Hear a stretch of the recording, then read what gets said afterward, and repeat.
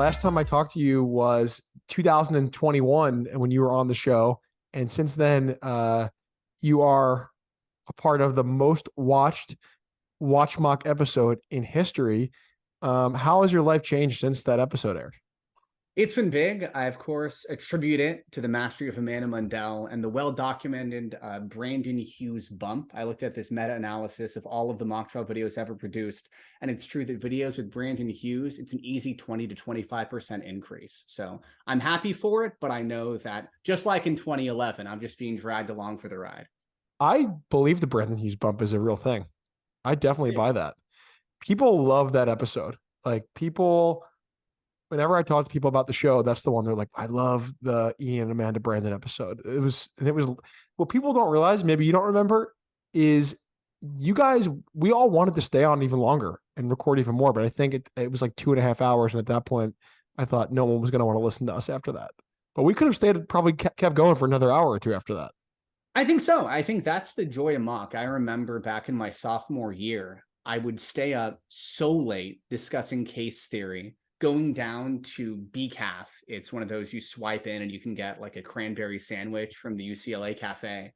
And one year, I just recall staying up until it was sunrise and I just didn't sleep that night. And it was talking about mock stuff that just really didn't matter. I think very little of it was strategic. It was just about bonding. I remember those days very, very fondly. Yeah. We at Delaware, we would practice like every night, and it was mostly just like hanging out late into the night and like ordering food and sitting around, and very little practice, more just like you said, bonding and kind of hanging. Yeah. And so that was a lot of fun. The other thing that happened since the last time I saw you is UCLA won the national championship in April. What was your role with that? I was very thankful to be a pawn on the chessboard of Elizabeth Smiley, who's phenomenal. I study organizational leadership. You know, I got my doctorate in it. I got my master's in it. I practice it right now in my day job. And Smiley is one of the most fantastic leaders that I've ever had the pleasure of working alongside because of her relentless focus on making sure that everything was shipshape with the team. I could do what I enjoyed doing best in mock trial. And what I found out since I started going to all these tournaments with UCLA last year, starting in October of 2022 and going all the way through nationals, missing, I think, Beach Party and missing Great Chicago Fire. I just really love those 30 minutes from the time that captains is over to when the round starts, because we know what demos are being used. We understand the space in the courtroom, and that last minute coaching is what I love. So I think in most circumstances, let's say I was the sole coach, I'd be focused on everything else but that, because all this stuff is just icing on the cake. It's just really nice window dressing. Because Smiley's so great, I could focus only on that. So some of the best one-liners we can come up with might come in that fevered Silicon Valley style. Let's blue sky. Let's find something really cool in those precious 30 minutes. That's what I did. So it was, there were more than you and Smiley on the A team staff. Who else was involved with coaching UCLA's A team for nationals?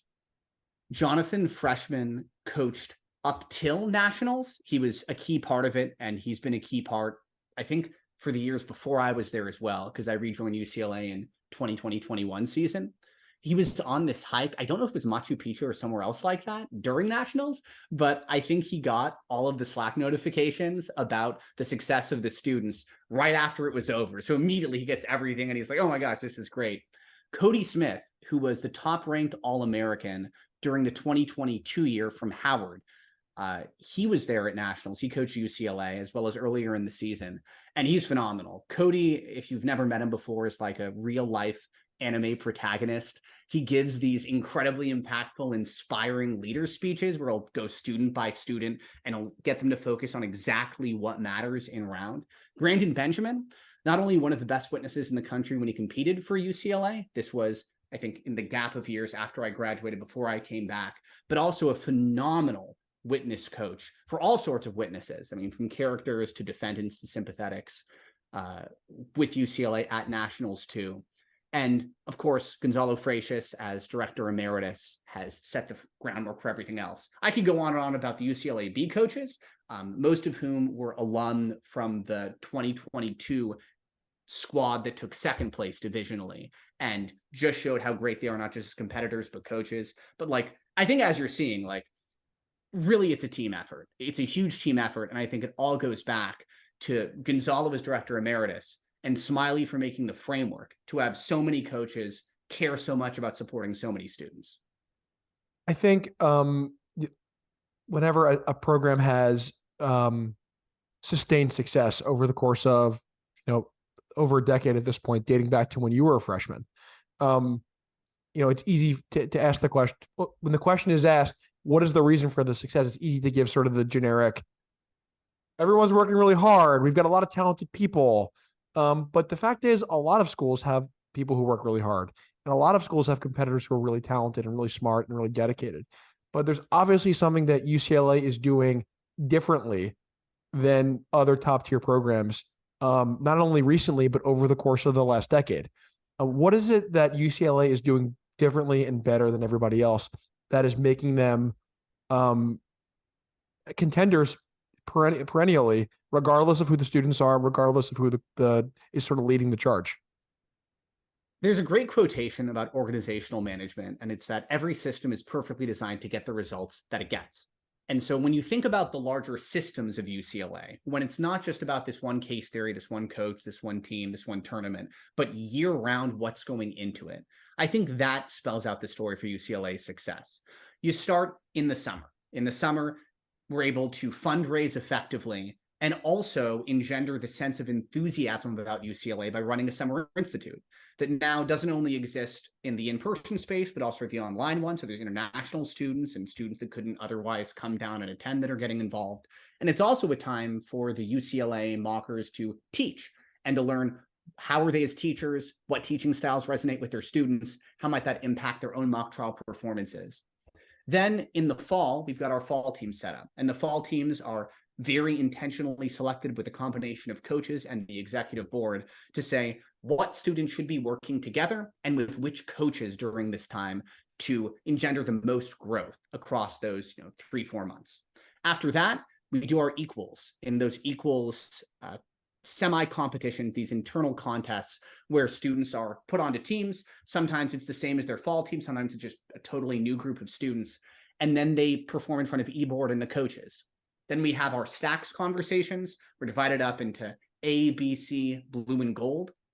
And we're very clear that even though only 2 of those teams are going to advance to orcs, everybody is going to be part of the experience of advancing. And after they've advanced, then we've got scrimmage squads that are set up. Then you've got potential pull-ups. Some of the best competitors from C, blue, and gold, they might be pulled up to B or even A.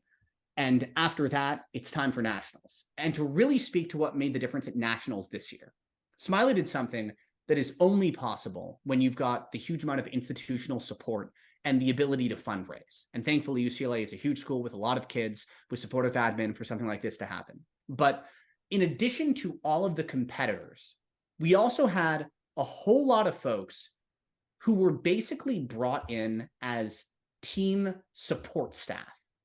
These are underclassmen who have great potential in mock, who need to see great competitors up close. And they're also tasked with things like, are all of the documents ready in all of the boxes? Do we have sandwiches for the competitors? Are the competitors well hydrated? What's the transportation looking like that? And we take that very seriously. And that then leads into, at the end of nationals, what is the institute going to look like now that we have all of these students who were so involved with all of this time? So I think that's the larger system. And that system was there in some iterations. I just think that Smiley has done a great job kicking it into the highest gear that I could imagine. Yeah, I think that obviously makes a ton of sense in terms of why. But I'll give you my guess is there is something happening in the courtroom from a strategy standpoint, and I have my sort of theories on what that might be. But there's something happening in the courtroom that's setting UCLA apart.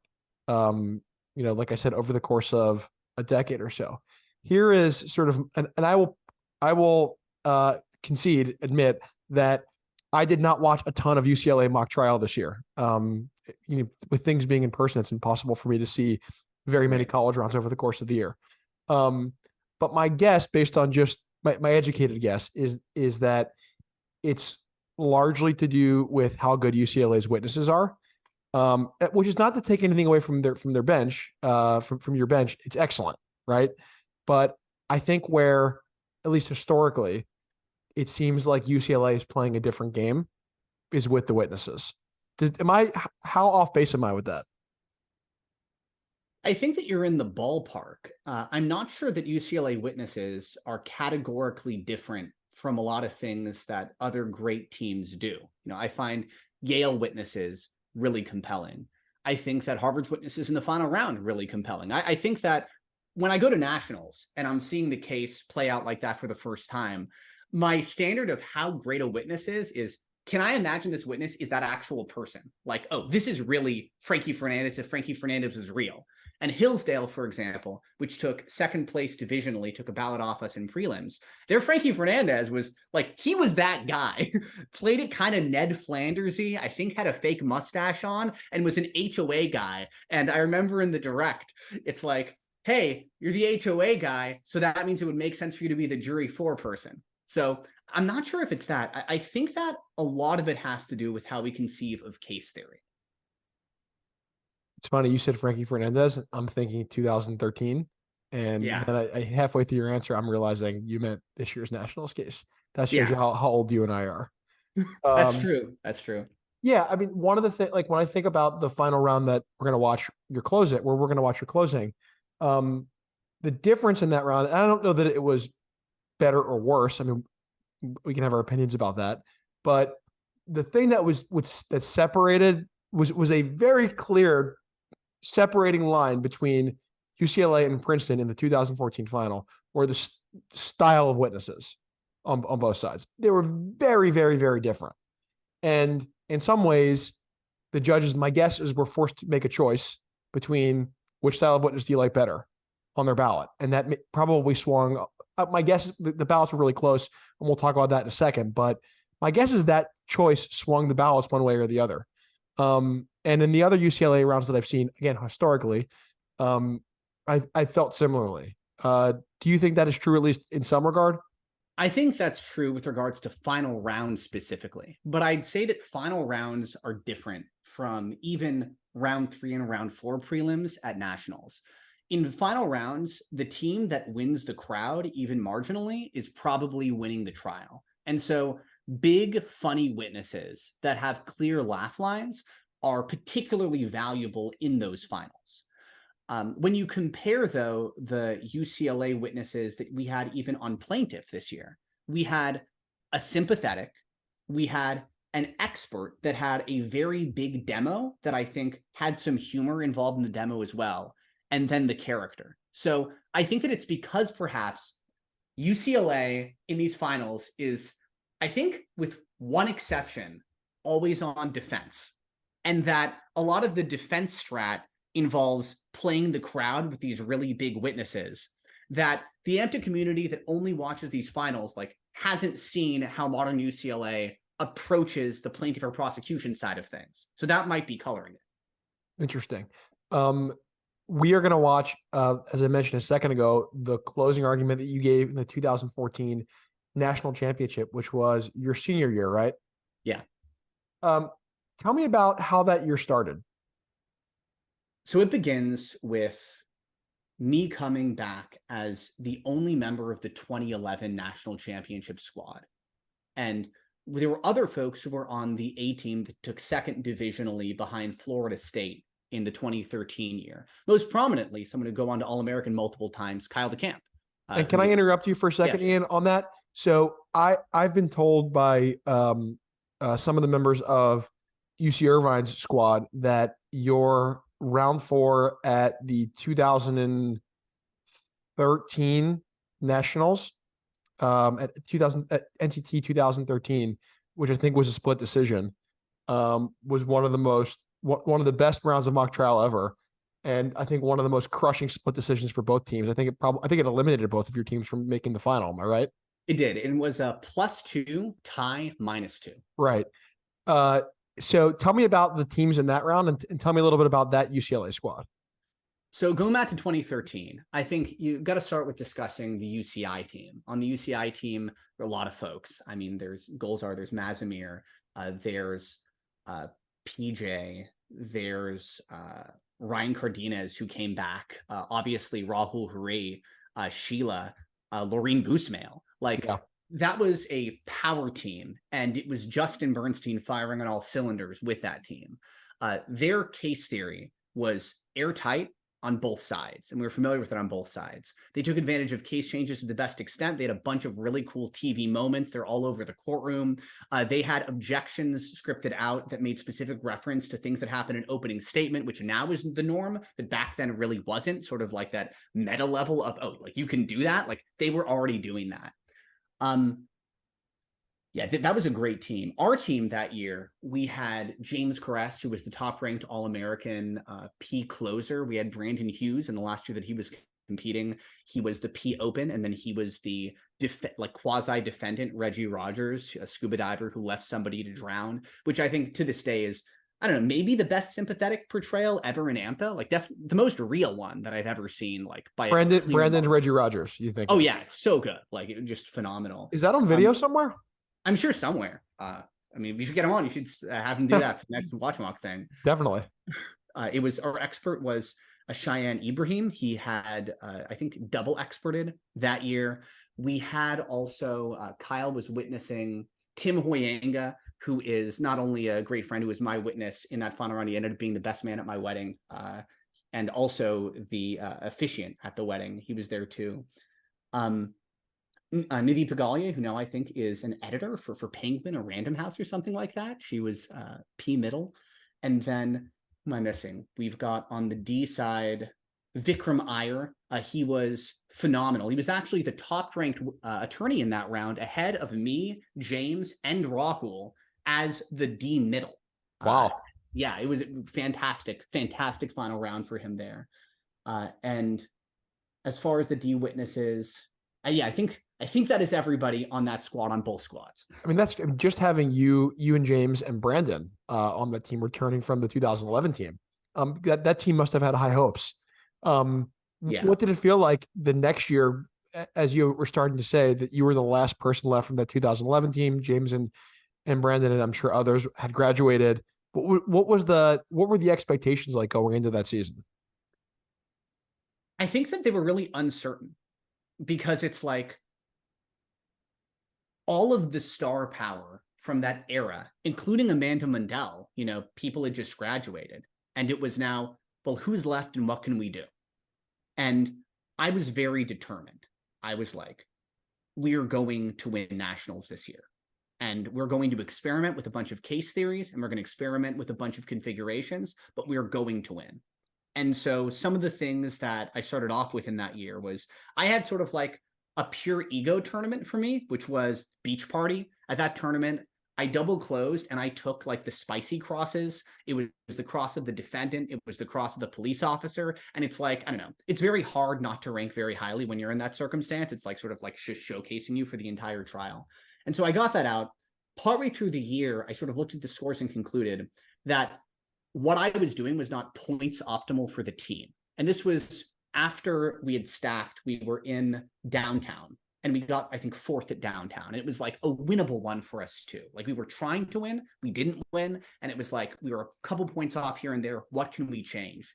So I remember that for regionals, I sat down, I rewrote the entirety of both sides' cases. And I was like, don't use my words. This is just like, I am willing to blue sky everything. Like we can have cleaner case theories. We can make stuff better. People can pop. I gave up the cross of the defendant, and I was like, this isn't points optimal for me to take it. Kyle took it, did a great job with it, all region and all Americans rather with it too. I took the cross of Hunter, who was like the all negative space witness. It's like, you don't know this, do you? Right. And we just reconfigured everything. And after that, it was like, we are going to put in the time. We're going to put in the scrimmages. and we're going to make this nationals thing an unforgettable experience in Florida for everybody. So when you guys qualify for nationals, I mean, you're thinking we can do this. I'm trying to. That was my first year at nationals with Delaware. I'm trying to think that year who would have been the favorite. Certainly Harvard would have been one of the favorites with that team that they had. Can you think back to that year who would have? I mean, Florida State was returning a lot of their people from the team that had won the previous year. Can you think back to who the favorites would have been? Miami, Ohio, with Alex Block, one of the most awarded competitors ever, super charismatic. So in a lot of ways, sort of my polar opposite. Like he's tall, dark, and handsome guy. Like I'm like the shorter little like so just like this little guy like in the courtroom. He's got a really deep voice. I'm like kind of squeaking up there. It's kind of like the best version of what you would imagine. I say this in like a good way, not in like a derogatory way. Like what a TV lawyer would be like, but like a really good version of it. Yeah, he just like really, really good. Great voice, good looking, great presence. Super smooth. And yes, like definitely. When I competed, was very fluid. I think I rarely stuttered, but I was so anxious. I think that was my fueling thing, was my anxiety. And anytime that I bottom ranked on a ballot, it's often because the judge picked up to the fact that instead of maintaining eye contact, with my witness, for example, I would like just nervously glance over at them to make sure that they were appreciative of what was happening or if they got what was going on. And so, that was definitely a team we were looking at. UVA, always a super strong team. UC Irvine, of course, Laureen was there. I think that she top All-American that year. Yeah.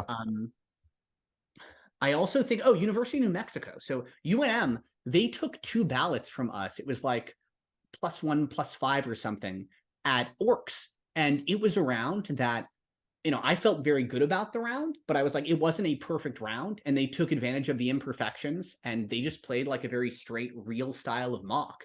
So, they were a team we're looking at. I think they ended up placing definitely top 10 in their division, if not top 5.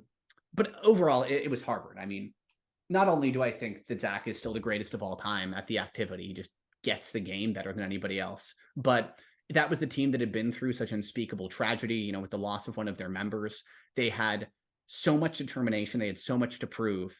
And had they been in that final round, I hope that we still could have pulled it off, but I can very easily see them winning that final round. Yeah. And Princeton, funny enough, we scrimmaged Princeton when we arrived in Orlando, at like the pool of the hotel. It was like a very weird scrimmage.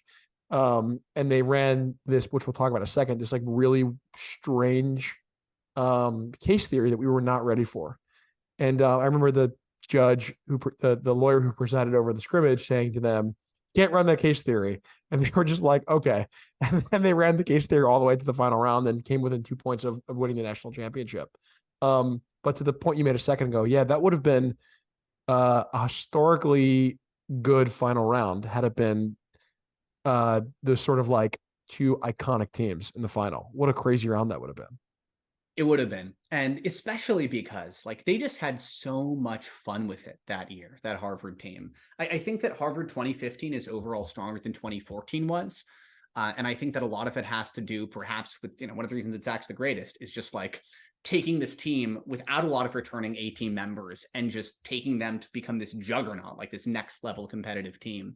But even with that said, like I remember facing Harvard in round 4 of downtown. It was split. I think they won the split 3-2.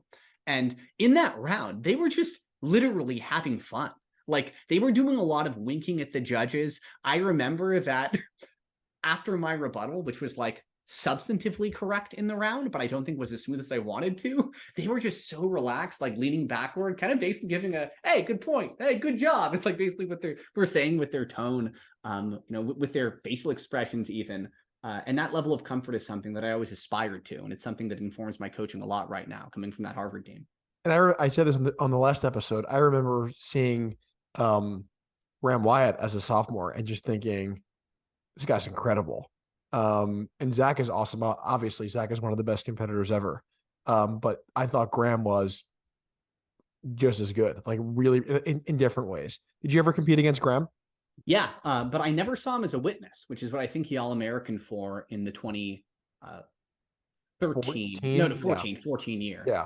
As an attorney, he's like this really tall, really straight arrow guy. And I think that what he was able to pull across better than a lot is, first, his impeachments by omission stuck. I remember he impeached during my sophomore year our very slippery and charismatic P expert, and he was able to make it stick very well. And the second thing is, Graham did a good job of pulling out the parts of the witness statement that are like the parts that don't matter. There's a lot of fluff in witness statements, a lot of like character bits, but he would find ways to string together the character bit questions and make pockets out of them. And that's a very particular skill that I have barely ever seen replicated.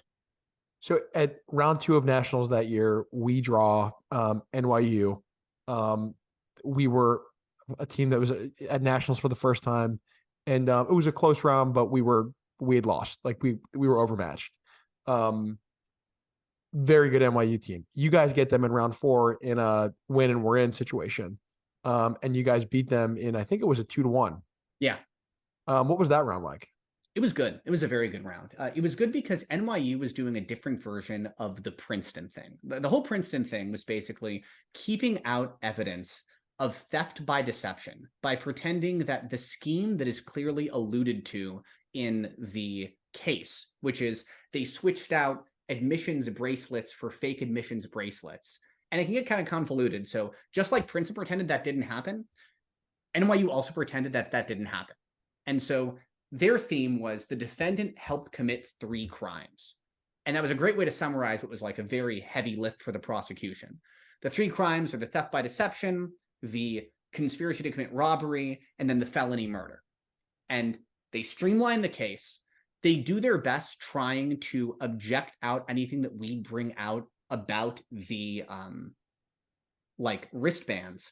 But I recall that on the cross-examination of their victim, who has a lot of stuff about wristbands in their witness statement, I think she volunteered something about it. So when they later on try to object it out, we're like, the victim testified to this. Like, this came out from their witness. So certainly we're allowed to go into it. Like, it's from their own witness. And so we did a bit of that, being responsive. I remember that everybody in the trial was trying to do character banter. Like, there were so many characters, that was a no expert case. So everyone started off with like oh, you like cats, huh? Well, I'm allergic. I better step back. And overall, I think that round was very high banter. The top attorney in that round, as I recall, was someone who isn't spoken about enough. I think his name is Arun Vignesh or Vignesh. Arun Vignesh, yeah. Yeah. He's great. Really solid, super cool competitor. Has one of those like Britishy accents when he competes. Yes. Had a shaved bald head, as I recall, cool glasses, just like a super smooth, awesome look. He was their opener in that round. And Deanna Oliver, before she hit her attorneying stride, I think that she might have still been double witnessing at the time. She was an All-American. I think she played the ticket booth person who was robbed. Yeah, she was the victim there, and she's super likable, charming witness. I think that if you take that round and you put it in the final round, I don't think that much would have changed, because a lot of what both teams were doing were sort of like crowd appeal stuff. Right. And for those who don't know, this was the last year, or this was the last year before the new nationals case. So this is the last year where by the time you got to nationals, pretty much everyone knew the tricks of the case. And they tried to make significant case changes for orcs and then some additional ones for nationals, but largely we're dealing with the same exact case. You alluded to it a second ago, but this case was a case involving an amusement park called a Rockter World, where allegedly 2 friends who worked at the park engaged in some sort of scheme to create these fraudulent admissions wristbands to steal from the park and then rob the ticket booth of the money that they were making from selling those wristbands.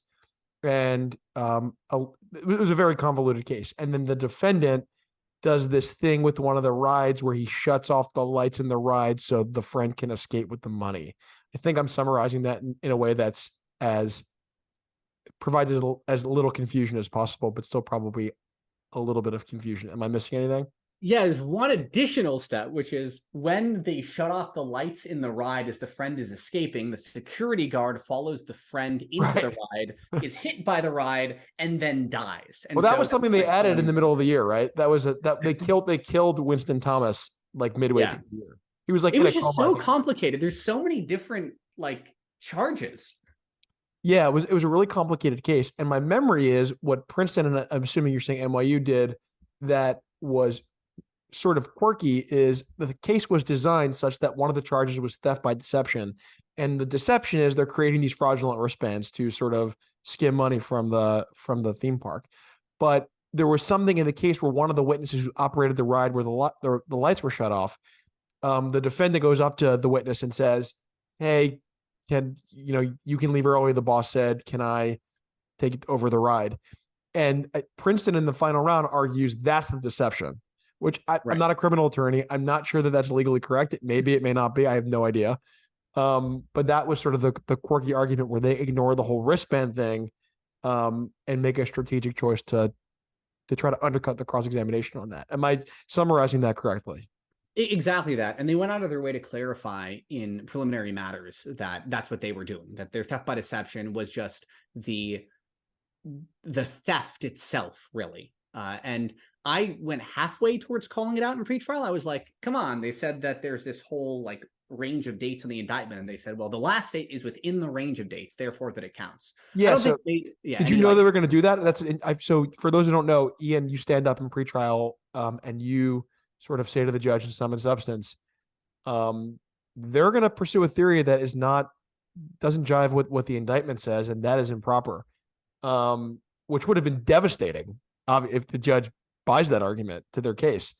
Did you guys know they were going to do that? Is that what happened? So on the way, like to the courthouse, a very friendly team, I think it was ASU, was like, hey, we faced them. Here's what they're going to do. And then they started just like saying stuff. And what they were saying was really useful, but like I was somewhat disassociating at the time. So what I took out of it was they're going to do a weird thing with theft by deception. And so when they started doing the thing with theft by deception, I was like, I don't have a complete argument to make here. I don't know how to implicate this argument if the judge buys it, or like what happens as a result of this. I don't know if this is an AMPTA violation or not, or whatever. So I'm just going to say it for the record. And then whatever happens, I'm going to move on. And that's what I recall my mindset was there. And hope the judges are like, yeah, true. Like that maybe shouldn't be happening in this trial. And maybe you take points from them, in the opening and closing or elsewhere on the ballot because of that. If the judges don't like the choice that they're making. Did any of the judges comment on that as far as you remember? I don't remember them commenting on it. Yeah, I mean, the ballots were really close. So my guess is it didn't hurt them too much. And it certainly didn't hurt them in the prelims because, as you mentioned, I think they dropped one ballot out of 12 in the prelims. I might be wrong. We can bring it up, but I think it was like a half ballot too. Right. They had not lost a ballot, I think, in the prelims. I think you might be right. 11-0-1. Well, without any further ado, we are going to watch your closing argument from the trial. Cool. So before we hit play, for those who have not seen this round or have and just don't know, who is that judge?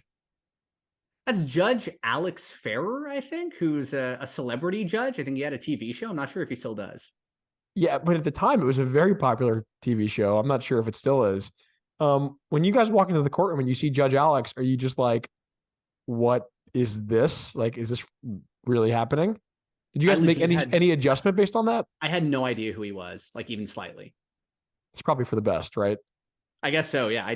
I mean, like, I guess if you don't expect it to be like mean Gordon Ramsay, maybe then you're less nervous, so you make fewer mistakes, so he's less mean. The thing that I appreciated about him in this round he was not interventionist at all. Like he just sort of didn't say much, called balls and strikes, and let you guys do your thing, which I appreciated. With that, we're gonna watch your opening or your closing.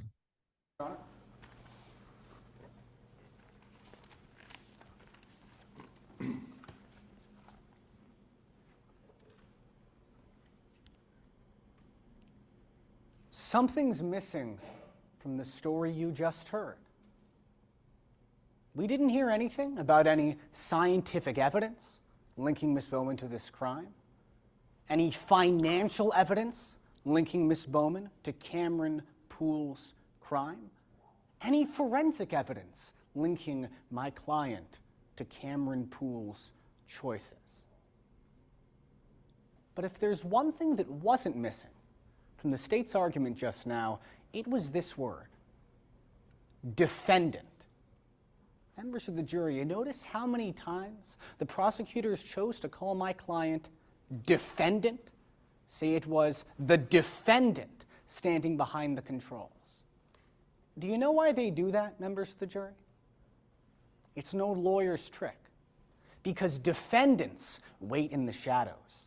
Defendants sound like schemers and plotters. Defendants make plans. But people make mistakes. The more you think of Miss Bowman as just the defendant waiting behind the controls, the less you think of her as a person. Members of the jury. What are your thoughts on the intro? I don't know. So I think that, like, two big thoughts. The first is the something's missing theme. That one is owed to Peter Fuller, who was USC, transferred to UCLA, who graduated before I joined. But I saw this fantastic video. It's the first time I ever saw someone sit down during a defense closing. And the theme they ran that year was something's missing. So that's why we ran something's missing. Full props to Peter Fuller and the coaching staff at that time. As far as the semantic point of, defendants, I think that that's a Brandon Hughes original as well. I think that Brandon was just commenting on, let's try to find old lawyers' tricks. Let's see things that they do. And it just was very helpful that Princeton's theme used the word defendant in it, because not all themes use that word.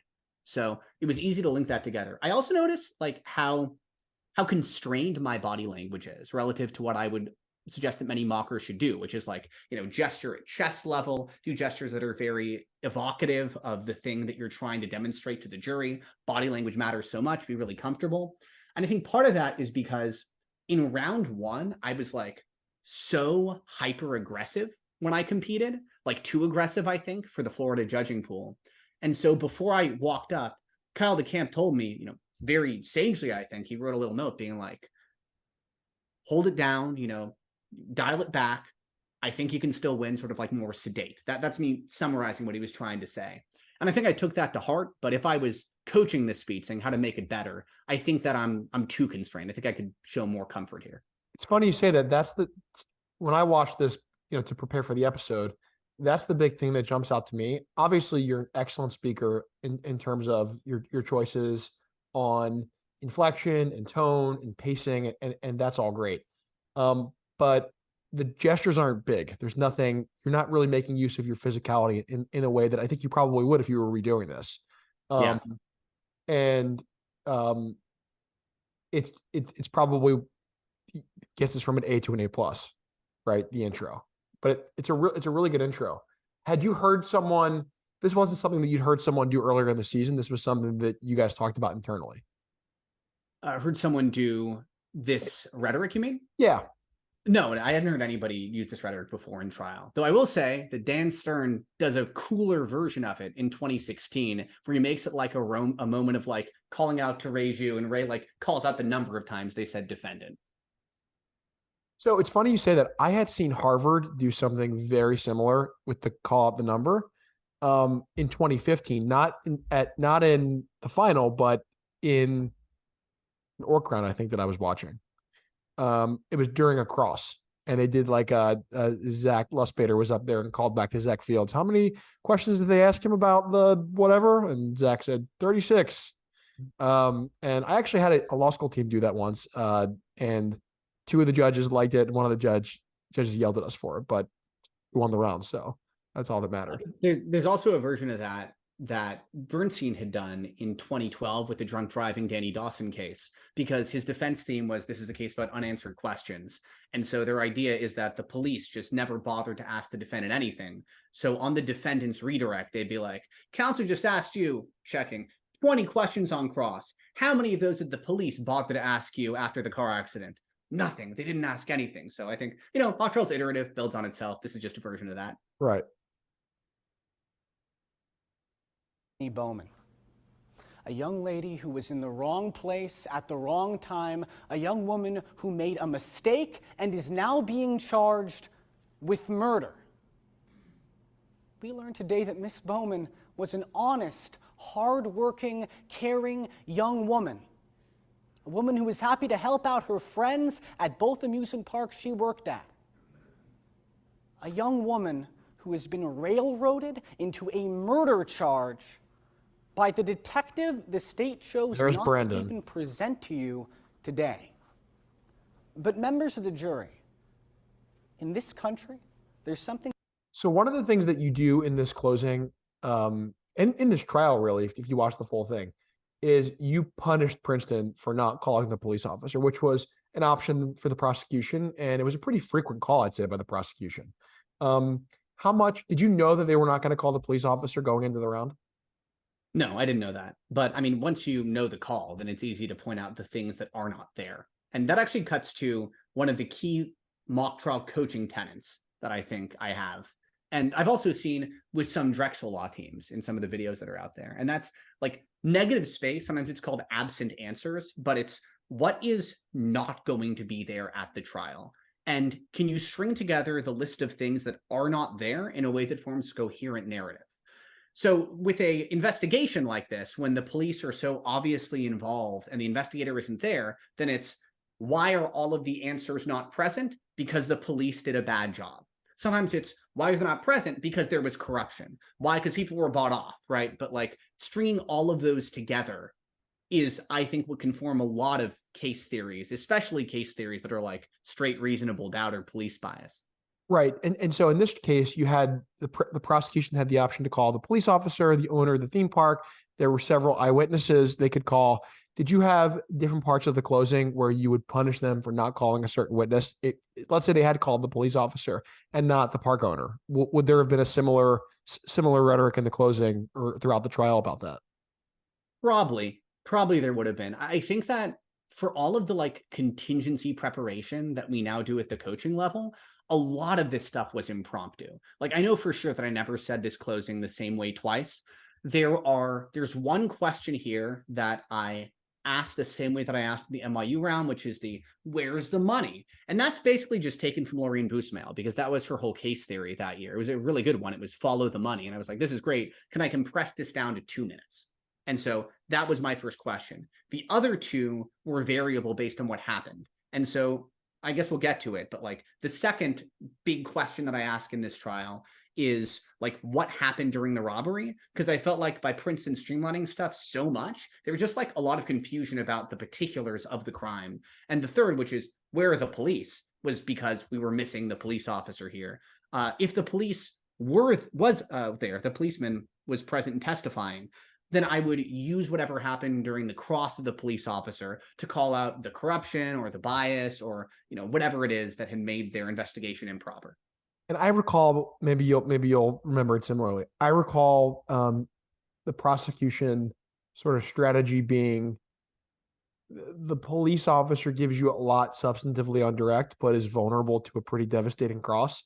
Whereas the theme park owner doesn't know that much, but also because he doesn't know that much, can't really be crossed. And so that was sort of the strategy decision you had to make on that side of the case. I think I liked Princeton's strategy in that regard to not subject the police officer to cross-examination, but you do what you have to do to punish them for that choice. And I think it was effective. To me, it's the most memorable, one of the more memorable strategy things from this trial was you in particular because my memory is you cross-examined the owner of the park as well, right? Yeah, that's right. And you really spent a lot of time on that cross talking about the police officer almost as if he was testifying. Yeah, the thing that I regret from that cross, and this was just maybe me being too constrained, I think I would do it now, is at the end of that cross, like the real cherry on top has to be the police officer is not coming in. What I ended the cross on was something like, you're blaming this person just because the police officer said that they were bad. I think I'd probably do something like, no, you're testifying right now about what happened to your park. And we've talked about the investigator who was there, the investigator who told you that it was my client who was at fault. That investigator had a whole lot to say to you at the time. Isn't that true? Well, please go ahead. Look around this courtroom and can you identify the investigator by an article of their clothing? And the answer is, oh, they're not there. Like, so to be clear, the investigator isn't here. Nothing further. I do something like that. Yeah. And it was, it was scoring judge. You're really highlighting for the scoring judge that they've made a strategy choice that now you have to evaluate. The round almost became a referendum on that decision, more so than their decision to not to do the sort of quirky theft by deception thing, which was what you would have thought the round would be mostly about at the start. It ended up really not being about that at all by the end. Something called the presumption of innocence. And what that means is that when Miss Bowman walked through those doors, she was presumed innocent of those 3 crimes the state told you about. As she had to sit there and listen to them call her the defendant, waiting in the shadows again and again, she remained. I totally forgot that theme, innocent. by the way. It was the defendant was standing behind the controls. In that moment, I'm like, the defendant waiting in the shadows. Like, definitely messed up the theme callback. I think that was something that they said. Princeton. I think it was a line that Princeton had. That might be. I meant to do a theme reference there, so maybe I just caught on to their like sub theme instead of the main one. Right. Innocent. And we're confident at the end of today's trial, you will find Miss Bowman not guilty because the state has failed to meet their burden of proof. So what is that burden, members of the jury?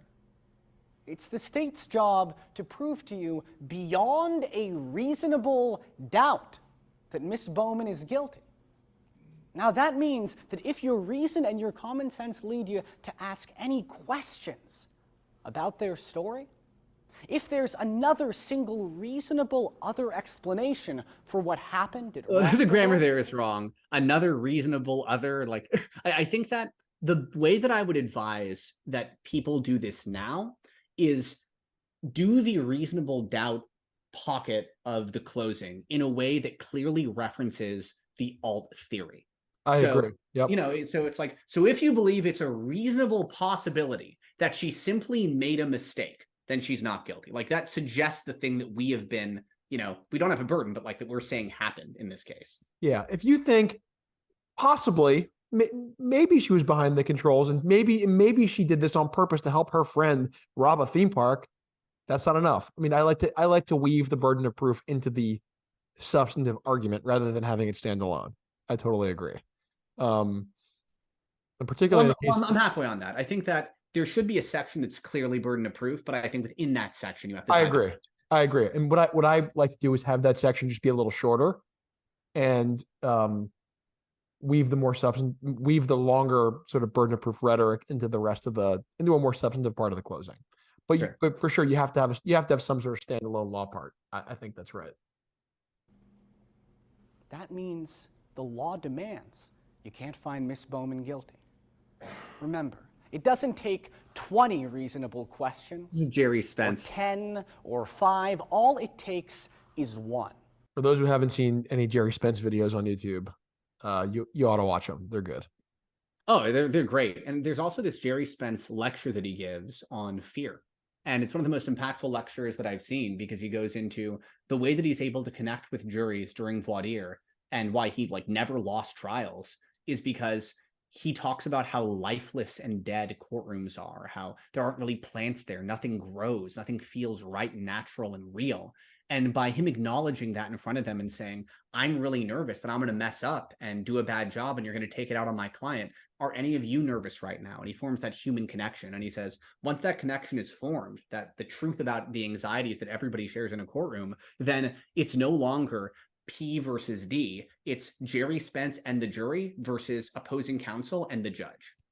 The video that the Jerry Spence video that I like is, I don't know what it is or where it's from, but it's a black and white video and it's titled on YouTube, Jerry Spence opens up a can of whoop ass.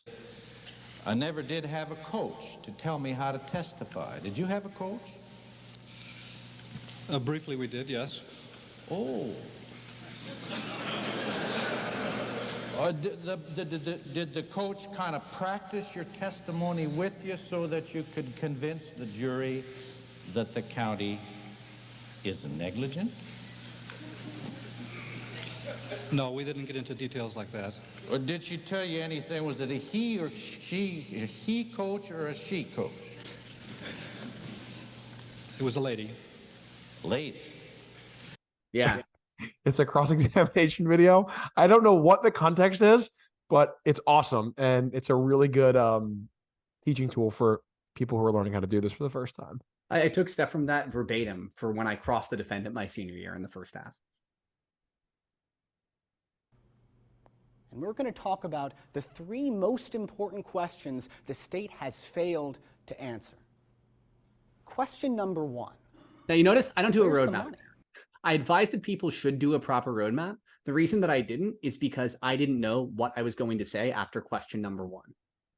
So do you mean you didn't know what you were going to say like before the trial, or like right then and there you weren't sure what you were going to say? Right then and there. I didn't know the tagline I was going to use. Like standing up, I knew the arguments I was going to go for, but I wasn't positive on how am I going to phrase it. And I knew that if I phrase it weirdly in the roadmap section, and then I used a different tagline for the question in the main body, judges would have found that to be weird.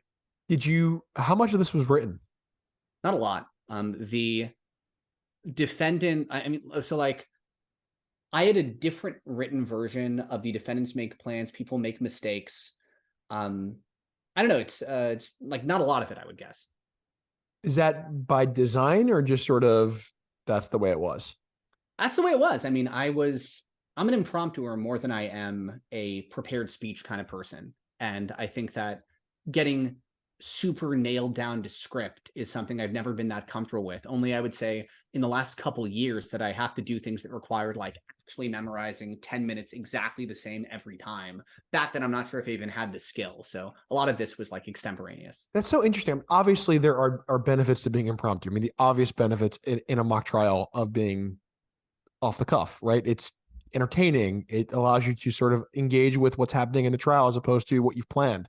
But I would have guessed for someone like you who is such a gifted speaker and teaches, you teach speech techniques and things like that. You're really big on that stuff. Would want to be super memorized. That way you can really prepare and practice the performative stuff. What do you think about that? I think that it's probably one of my weaknesses as a competitor was putting too much stock on extemporizing things and not enough on the power of just saying stuff the same way really well every time. Like Rahul Hari in 2012, 2013 would always open defense closings with this funny anecdote about, if you're reckless, you can't recover, about a man who sticks his hand into a lion's cage and got eaten. It was like a stand-up comedy thing. Like there were laugh lines in there and he would change the inflection. And I saw him do it maybe 3, 4, 5 times and it was better every time. So I think it was a weakness of mine that I wasn't willing to be as glued to scripts. Like, I know that I've written out a closing, like I typed up a closing script before I went into nationals. And I would guess that if you put that closing script in a plagiarism checker, and then you put the transcript of this right next to it, I don't think it would set the plagiarism checker off. Interesting. So when you're coaching, how much are you telling the students you're coaching?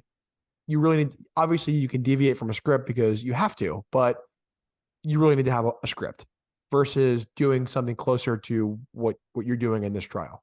I think my view is there are lines that get you 10s, and you have to have those clear lines in there. And like, if there's 3 facts in the opening, they should match 3 facts in the closing verbatim. But aside from that, I think that people should be really willing to go off script and have a lot of fun and not say the same thing the same way each time. Like, I know that Emily Spears, who did a great job closing at nationals this year, she was the UCLA defense closer, she All-American. Like, we were running different iterations of that closing, not even writing it down, just like, now say it this way. Now let's see how it comes out, like up to the night before nationals, I think.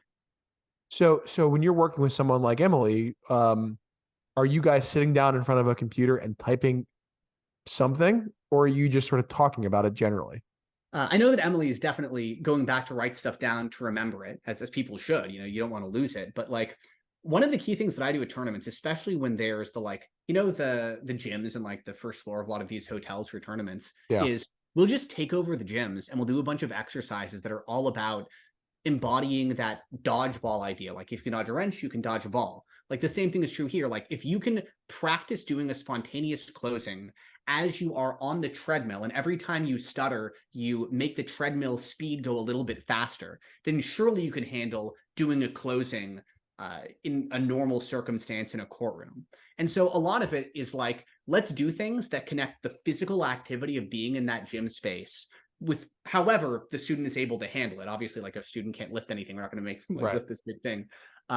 Connecting physical activity to the mental activity of mock trial, I think, is hugely important. Ms. Bowman was charged with 3 financial crimes. People commit financial crimes in order to get money, and when they have that money, either they'll spend it or they'll save it. So where's the evidence that Ms. Bowman benefited in any way from Cameron Poole's robbery? Do we have evidence that she went out and got a new house, a new car, new clothes? If she was keeping any of the money, where was she keeping it? In a bank account? Did we hear about her bank account at all? Did we hear about a financial investigation at all? Was the financial investigator called to the stand at all? On top of that, members of the jury, the state told you at the start of their closing argument that Cameron Poole was seen running away with a bag full of money. Before we get off the money topic, that's a pretty devastating point for the prosecution. And I don't have a memory of this. I'm sure the data is available. I wonder how balanced this case was. Do you have any memory of that? I couldn't speak about balance, but I know there's a lot of stuff about financial investigation. But the financial investigation is way stronger if they were doing the traditional theft by deception, because then they could talk about ticket revenues and projected how much they were bringing in versus the stuff that was being skimmed off the top. So I think that if they ran the more robust theory, this point doesn't hit quite as well. That said, there's a big weakness to my argument here, which is in the world of this trial, we don't have anything about the pre-existing theft by deception. So it's just there was one robbery and they took everything. The obvious response here is that Cameron Poole did not give the money to Whitney Bowman after escaping because Cameron Poole got away and Whitney Bowman was caught. Like, why would you then send the money to someone who was already sent to jail? Like, they were, investigated nearly immediately, Whitney Bowman was. So I'm not sure in the context of this trial, even though it sounds very good, the use of negative space, if it actually makes sense. Yeah, I mean, that's fair. But I guess the flip side to that is it's on the prosecution to make that argument and explain that and prove that. And I don't know that there was much in this case other than just making the sort of common sense argument that you're making right now to sort of suggest that there was this fractured relationship with them post arrest such that she wouldn't give them money or she wouldn't give the defendant money. But you're right about that. It sounds really bad is the point. I wonder how balanced this case was. I don't remember thinking the defense had a big advantage when I was competing with the case, but did you guys like a side better? The defense way more. That's because the prosecution, like, it is telling that both NYU, which was a top, I think, third place divisionally that year, and Princeton, who was in the final round, like, that their prosecutions basically ignored a third of the stuff you're supposed to prosecute. Because the prosecution had to deal with way too many things. Like, we didn't run 3 facts. We ran, these are the 3 charges. Because how else are you supposed to deal with it? Like, there's just so much going on. The way the prosecution had to handle it was define what it means to have a conspiracy, you're working together, and then go count. That's how we handled it. It's sort of one of the topics that I think is an interesting one at the law school level, and maybe a little less interesting at the entry level, is the importance of good case writing and in making rounds good, right? And this is a good example of a case where the de-bias, one of the things that's important to remember about why defense is typically better is because the prosecution or the plaintiff is spread thin. And when you make the case complicated such that they've got a lot of explaining to do over the course of 3 witnesses and an hour in their case in chief, it's difficult. It's really difficult. And so to the point that you made a second ago, I mean, Princeton and NYU make that choice in part to deal with that sort of inequity that's built into the case. And my guess is that's probably why Princeton did so well. You guys did pretty well in prosecution, though. I don't think you lost the ballot on prosecution at nationals. We did. We lost to Northwood in a round that I thought we had just like dropped straight up. I did an impeachment on a thing that was not impeachable. Like I was just straight up wrong. I went over to this witness that should have been the slam dunk easy. You don't know about this or that, do you? They said something. I misheard them. I was like, where is this in your statement? They're like right there in like the first line. It was incredibly embarrassing. I thought that I'd cost us the chance at the final round. And we did drop a ballot. And part of it was because of that. So we lost there, but otherwise we went 2.5 against Florida State. And then we went 2-1 against Northwood. And we did a similar thing too. Like we didn't pretend the theft by deception wasn't about the wristbands, but we mentioned it once at the beginning of our first direct. And then we followed up on it on like one cross and barely discussed it. So we also minimized it like the other teams. If you remember the direct examination of J.C. Longstreet, what Mr. Longstreet said is that on average, over $20,000 a day. That's what the ticket booth brought in during the month of August at Rockterworld.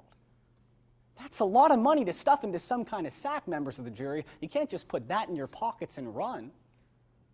But we heard from the single eyewitness the state decided to call, the single person who witnessed Cameron Poole's escape, that she didn't see him carrying any kind of money. She didn't see a sack. She didn't even see a knife. Is that proof beyond a reasonable doubt? If you're wondering where Cameron Poole allegedly put all of these thousands of dollars, if you're wondering what happened to that knife, if you're wondering where the money is, that is reasonable doubt.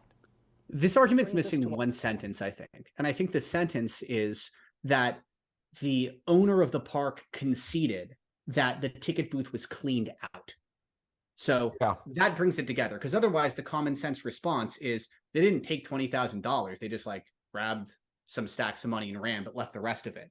I think that if I make it clear that all of the money was taken and there should have been 20 grand inside this ticket booth and it's all in cash, then like literally what happened? Like what's going on here? Is there like a Hansel and Gretel trail of money, like breadcrumbs that are leading towards the, I don't know. I think it's missing. Yeah. The one thing about this, so first of all, I agree with you. It doesn't make any sense, which cuts for the defense always.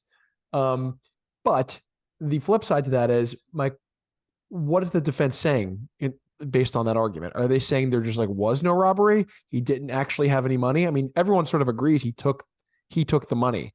So what is the defense saying happened based on that argument, right? Like what is the narrative? What is the theory?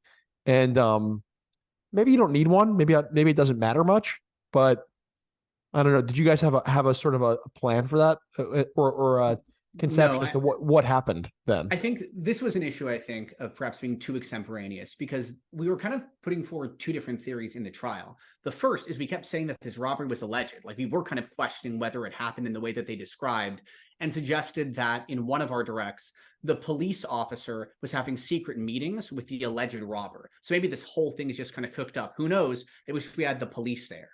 And then we've also said, this is Cameron Poole's crime, and he's paying the price for it. So I think we had to be much clearer about which one we were going for. I'm not sure if we like planned it out well enough. Yeah. Our second question. What happened during that escape?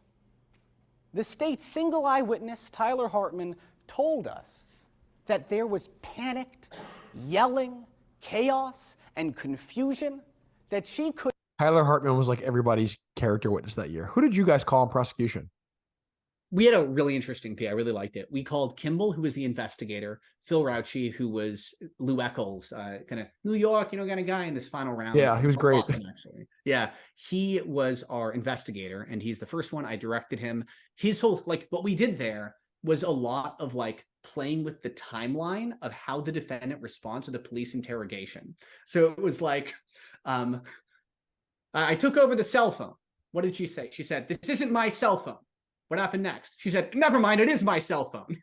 Okay, what was on it? Well, there was this thing and it said S-Cam. Did she say what happened? She immediately said, "I don't know who Cameron Poole is." Did you mention the name Cameron Poole before she said that? No. So then so it was like that. It was just like messing with the flow of the affidavit to make the defendant's action seem like just super suspicious and weird, and like she's kind of breaking down. Right. The second person we called, this was great. It was Kyle directing Tiffany Fawn, who I think is a doctor now. She's She's terrific. Tiffany was very short, just sort of like a small person, and she could play a young kid really well. So we never, I think, said how old her Tyler Hartman was, but I think she probably came across like maybe a 12 or 11-year-old. And we did it like a sympathetic. It was, you were there when the ride was blackout mode hit and you didn't know what was going on. She just sort of starts panicking, and then she like retreats into herself. And then on cross-examination, she took advantage of open-ended questions or like imprecise questions to suggest that the police investigation was way bigger than just this one corrupt cop, which kind of dented the cross that they had just done. Right. And then the third person we called was Billy Isaacs, played by Tim, who was like this gregarious Southern bartender type. Yeah, Tim is awesome. Tim, I've said this on the show a bunch of times. Tim, I'm not a huge fan of the gigantic characters, but Tim to me is like the example of what a good character witness is. Like authentically himself, but like interesting and funny and engaging. And Tim is really good in this round. People who like want to see what a good character witness looks like, Tim is like on the short list for me of like best at that. Really, really good. Did he play it similarly as he does in the video on prosecution, or was it a different character? Tim is actually way more sedate in this final round than he was in a lot of other ones. I think that he was smilier in most of the prelims. But overall, I'd say it's the same character. I think that maybe for this one, he has like a jacket on a bit more official. I remember he might have just been like rolled up sleeves, kind of, well, I'm just this Southern bartender type of guy in prelims. And the other Tim character he played is he do like a Southern character, but he did it as a character expert. I think he all nationaled the 2 years before as a sophomore, doing a Southern accident reconstructionist expert on defense. Couldn't tell exactly where my client was. At one point, the lights went out. She couldn't see anything. She couldn't even tell if Cameron Poole said anything to anyone because the screams, they were so loud. Members of the jury, this traumatic event happened over a year ago. You think she's going to remember the exact timeline, step by step by step? Human memory, it's unreliable at best. So do we have any evidence, any surveillance footage of what was going on there? Do we actually see a picture of my client behind the controls? Or did my client make the simple mistake that others had made before? Jack Hunter, Billy Isaacs, 2 employees back at the other amusement park, of in all that chaos and that panic and that bang sound, accidentally hitting that lever.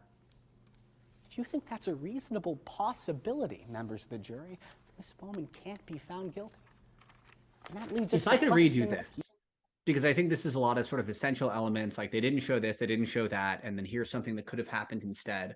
I think I would have done a lot more scene setting, even with Kyle's, I think, sage advice to like play it more sedate.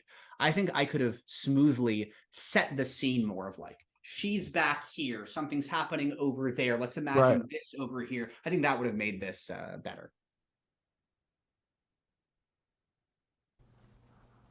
Where are the police?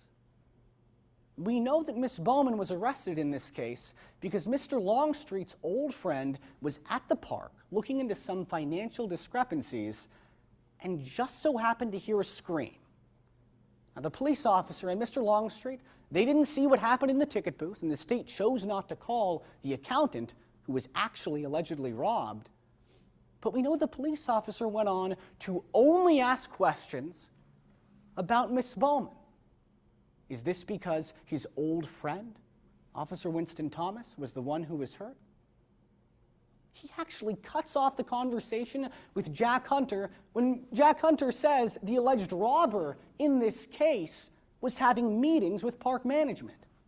He threatens the security guard, Lou Eccles, with arrest when the security guard wants to talk about Cameron Poole, the man who was seen escaping. Members of the jury, does that sound like a fair investigation to you? Is that an unbiased investigation? Why did the state refuse to call the police officer in this case to the stand? If you would want to hear what that police officer had to say, that's reasonable doubt. Because the state has failed to give you this evidence, because they failed to answer the questions and they failed to meet their burden, equal justice under the law demands that you So, of course, you're pointing at a sign, which I'm presuming said equal justice under the law. Tell me how that came to be. It's funny. It actually said equal justice under law. I think I'm just putting the in there. But that came from in 2011, I think. We were in a round. James Caress was closing. And I remember Claremont McKenna. That's who we were competing against. In fact, the president-elect of AMPTA, I think, was closing against James in that round. And we saw the sign. And when we saw the sign there, someone commented maybe we should make reference to it. I don't remember if James made reference to it or not then. But going into the trial, Connor Wynn, who's now a Harvard law grad, who was our middle on the other side, famously, he's in a video of moot court at Harvard with Amanda Mundell. The two of them win their year together. He commented, "Iain, look at that." He pointed it out to me. And I was like, oh, yeah. So I'm definitely going to do that. And that's how it came to be. It was building on the thing from 2011. One of the more iconic things, I think, from this trial, or from any final round, is that moment. It might be difficult to look the prosecutors in the eye and say that in this case, they just got it wrong. That they're following in the footsteps of a biased investigation and a rushed investigation, that they have none of that financial or forensic or scientific evidence. But members of the jury, we don't come into court to do what's easy. We come here to do what's right. Who came out with that line originally, in your view, Iain? The first time I heard it was Zach at Harvard. I don't know if that came from somewhere before then, but the first time I heard it was Zach at Harvard. That was 1,000,000% he plagiarizing Zach the way that I plagiarized Lorraine earlier on. What I've been told is that originated in some way, shape, or form with Harvard. I have no basis for that other than hearsay, but I'm just curious if you had a view on who invented that outro. Well, there's the thing about that too, because Harvard uses it in 2015 again. I would be curious to see the final round with Corellis Bryant from 2010, the Owens case, because I mean, Harvard was in that round. I would imagine that Harvard would have said it there if it's recorded. Too much is missing from their story. Find Miss Bowman not guilty. You guys win the championship 3-2, the deciding ballot by 2 points. When you sat down after the closing, did you feel like you'd won? Yeah, I did. I think that we felt like the crowd was on our side. I felt like we did a lot of stuff really big. It's like maybe we lose a judge, maybe we lose two, but overall the vibes felt right. And I think that Carolyn Kitchener, she double All-American that year. She's won a Pulitzer now. She is just, phenomenally brilliant. I think she had her first novel written or published maybe like within a year or two of graduating from Princeton. She was hamstrung by Judge Alex in that round because after I gave that closing, there was like a good, I don't know, minute plus, maybe 2 minutes plus, where she was just standing up, waiting to give a rebuttal before Judge Alex noticed her. And just like a super awkward situation, not at all her fault, but like, it's really tough to have that rebuttal be a +1 when there's so much distance between the closing and the rebuttal. Yeah, I was watching the video and I'm like, did I miss the rebuttal? Like, what happened? And it was really weird. I guess he just like didn't know that there was a rebuttal. But really, really close on that last ballot. And I say that to say the closing mattered probably. And so a really big closing that probably clinches it for you guys. How did it feel when they announced that you guys had won? Really validating. Really, really validating because that was a team that was a combo of one person who was obviously insanely talented and would go on to have an amazing career in AMPTA and law school. That's Kyle DeCamp, just like so good at public speaking, so confident in everything that he did. I mean, just the confidence that he had, not just in that round. Some people commented on like the clashing patterns on his shirt versus his tie, but like that whole year he played a character attorney. He would have intentionally outlandish shirts. Like he would take so many risks on appearance, and that would create this aura of just like, I don't care. Like, I'm just going to do my thing. And judges love that. And I feel like I didn't find that when I was competing, not for a while. Even now, I feel like I don't fully have it.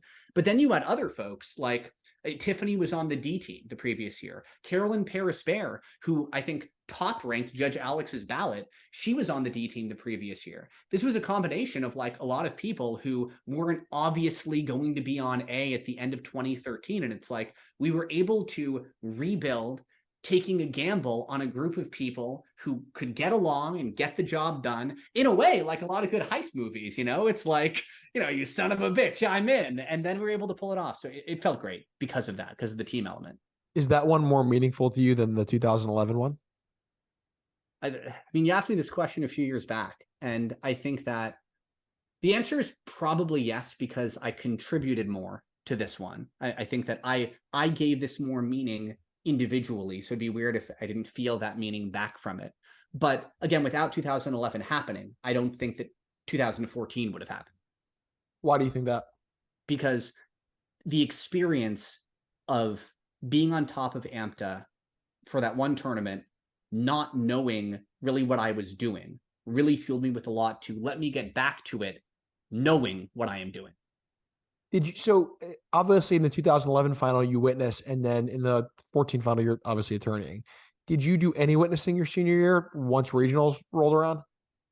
No, my genesis was witness freshman year, witness P middle with like the easy character cross when it's only like the defendant said this bad quote, right? My sophomore year. Then D close. I jumped around from P sympathetic to P expert to P kind of character sympathetic junior year, and then double closing senior year. I played Fernandez. How did you play it? Old man Fernandez. I did a little bow tie. I had a cane, but like wasn't too much of one. And it was like, what was my line? It was like, Franklin Fernandez. I do motivational speaking, finding fit after 50 with Franklin Fernandez. That was it. That's pretty good.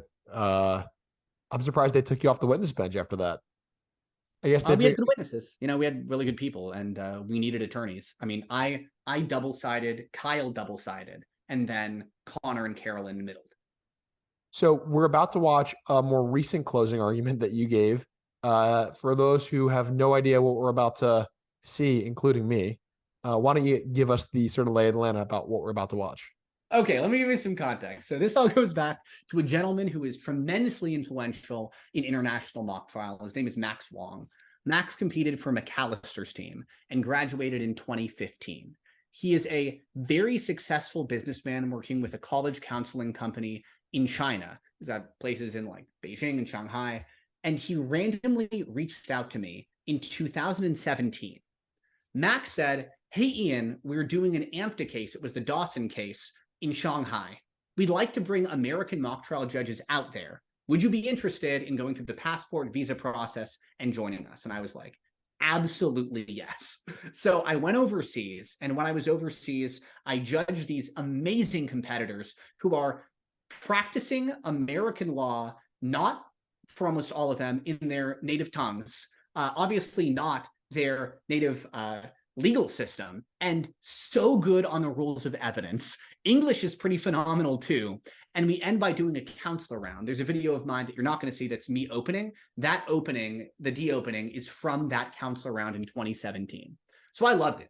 I went back there in 2018, and this time I was joined by some other people. Justin Bernstein went there, and in our counselor showcase round at the end of it, I de-opened and he de-closed. And then later on, I went back, obviously during COVID we stopped, but in 2023, we went back one more time. In 2023, we were able to get back there, not just myself and my wife, Jessica, who was a witness in the showcase round, phenomenal judge, public speaking professional as well, but also 3 members of the UCLA squad, including Suleiman Ali and Jad Sukar, who were finalists, who were witnesses in the final round of nationals this last year, and Hannah Lay, who was a finalist for Rookie Rumble this year. And so for the showcase round, we were practicing the case. The case is the 2013 Allen v. Neptune case. That's a scuba diving case. The issue is whether or not the defendant was negligent when they allowed Lee Allen to dive 170 feet below the surface of the ocean. The defendant is the company that allowed it to happen. Our P theory focuses on one of the many like different theories you can pursue based on the complaint. And the theory was that the defendant's dive master was intoxicated. And that's why they lost track of Lee Allen when they went so far underneath the surface of the ocean. That's what we were going with. So you use the term counselor round. What does that mean? It means that you take all of the people who were brought in to judge these high school competitors, and then we put on a showcase. And the showcase is meant to educate them. It's meant to entertain them. It is very much a round that is playing to a crowd, because I mean, you can't see it on the video, but like there's a huge like hotel conference hall of the students who are watching this. So a lot of doing well in these rounds is, being clear, using your space, running theories that are interesting to listen to that maybe they did not encounter during their rounds of competition, and making this as much about the audience as it is about any other element of the performance. So what you're about to see cuts in maybe 30 or so seconds into the closing. There's an anecdote that happens right before this, but fill in the blanks. I'm sure it's very compelling. And the burden of proof is not beyond a reasonable doubt. It's a civil case. And that burden is just preponderance, legal word. It means more likely than not. You've got a scale and a grain of sand hits one of the sides. So there's some evidence that I wish we had to show you, that I wish we could push beyond a reasonable doubt. But it just doesn't exist. And today you learned why that evidence doesn't exist. Mr. Wong talked about 3 facts. Let's go through them. Because fact 1, prior to this dive ever beginning, she was drinking. What the defense was doing throughout the first part of this trial, you noticed it all fell apart in the second. The first part of the trial, they're saying, you don't know if she was drunk. You don't know about that alcohol. And then Reggie Rogers finally took the stand and committed perjury. She sits down and she admits, there's something that's a direct violation of my company's policies, and I didn't put it in my witness statement. Now, this is the kicker. I thought, great, we've got that on record. We know she's a liar. But it turns out she was lying about lying. Because the next witness, Angel Duncan, says, oh, it was a sip? No, it wasn't a sip. She finished a full glass. Can you imagine that? Being exposed by the deckhand? That line made me laugh. Exposed by the deckhand. Angel Duncan was the funniest witness in this case because I feel like no one knew what to do with Angel Duncan.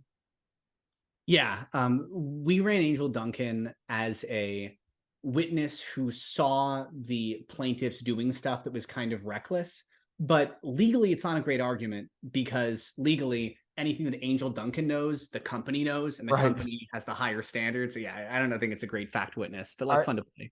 Yeah, I remember reading the witness's affidavit when we were doing this case and thinking like, what is this witness? What are we supposed to do with this person? So we did not call Angel Duncan that year. I want to thank Mr. Ali for choosing to bring Angel Duncan before you, because that wasn't bringing a case. That was bringing a coffin. Got him. That's a fun Let's go on to that second. Had you used that before somewhere? That's one that I had seen used effectively by a competitor from UC Irvine, a modern one, Jack Ryan. He took it further. He said, it's on a case, it's a coffin, and I'm going to put 2 stakes in it right now. Wow. That is intense. Yeah. That's a risky one, probably. I think so. I cut it off halfway, but I think it's cool. In fact, because she was drinking, she was distracted. We heard that from Ms. Fernandez. Remember, Lee Allen is asking a pretty basic thing. Are we going to the second level today? No. But are we going? No. But are we? Listen, you stay with me. I mean, you stay with the group. And then when they go underwater, she's no longer saying, stay with me. Really good use of space there, taking the step down deliberately to indicate below water. Really fun. Not something you often get a chance to do in a mock trial. Yeah, not so much. I think that the best use of space that people can do a lot of now is like going behind counsel table into like where the audience kind of is. Yeah. And like walking up to the witness stand and doing some stuff. UChicago is a good fan of that. And I think UChicago does a great job with space work. or stay with the group? What's she saying? Go ahead. Why would she do that? She seemed experienced. She seemed sober when we were speaking a moment ago, because she wasn't feeling like herself. She had been drinking. Maybe she was hungover. But it's clear that she was too drunk to dive. And she was distracted. Just think about that, folks. If I were to sit right here, put all of my focus on this gentleman, I cannot see 80% of this room.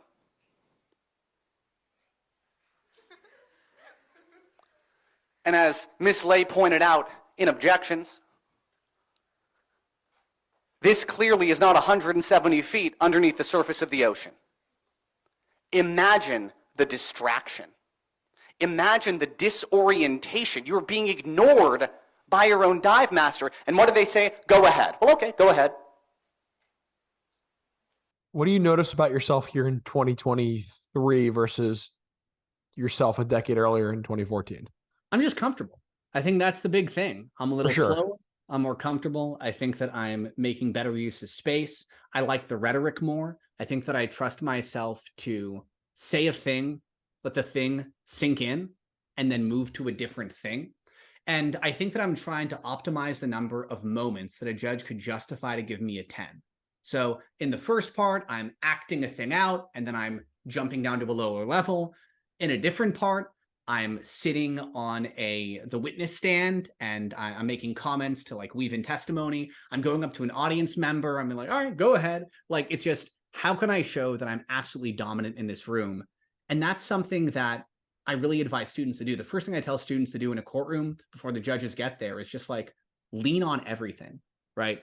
Lean on everything, lean on the witness stand, lean backwards over here, lie down on counsel table, as long as you're not disrupting it. I think that it is a good time to show there is nothing in this room that is scary. This all belongs to me. What does that even mean?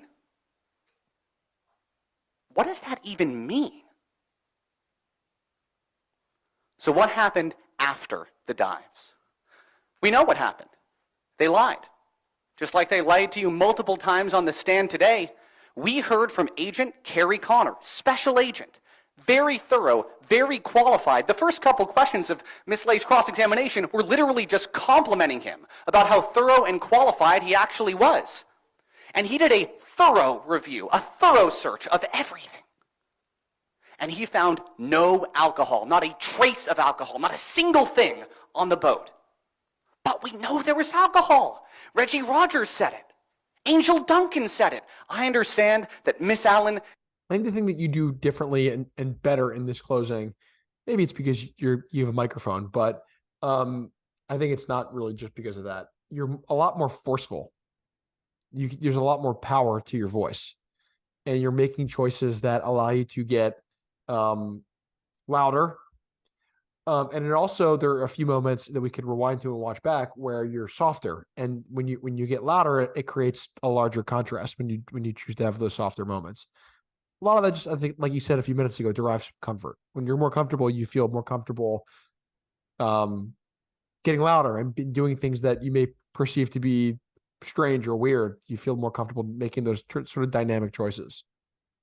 I think so too. I think that a lot of it also is like, back in 2014, I think that if I had a strength that some judges could see, aside from being spontaneous, there's a certain like, oh, that guy, like genuineness to the delivery. It's, oh, poor Whitney Bowman. All this stuff is so sad. And I think there's an authenticity there that is different from some of the doing the mock trial voice that a lot of my competitors did back then. So I think that authenticity matters. It's just that I think that now, and I hope this for anyone, like, I would hope that anyone who did mock trial like 10 years ago got better in the last 10 years, right? Like, I just hope for that sort of growth. I think my growth is taking the authenticity, but finding layers of dynamics within the authenticity. What do you think about the mock voice? I think it's dumb. Yeah. I really think it's bad. Like, when you look at good law school teams, they're really not doing they're slowing down. But I think that Mock voice is a different version of, in speech and debate terms, for that segment of your audience, extempt voice. Extempt voice is like, and so when we turn to today's quotation, that's very important. Why should we da-da-da-da, da-da-da-da-da? And mock is that, but slower. Yeah. And it's like, I don't know, it's not real. Your mock voice impression was really good, which was pretty jarring actually. The thing, yeah. So I think you're right. I think the high level AMTA competitors don't do it, but there is an alarmingly high number of maybe not excellent competitors, but competitors who are doing pretty well who do that. What do you think the issue is? What do you think? Why do you think judges are scoring that well? I think that they're scoring confidence well. Right. And the people who are doing the mock voice seem louder and more confident. This is what I would say. A lot of people tell their students, be conversational. I am still not sure what that means.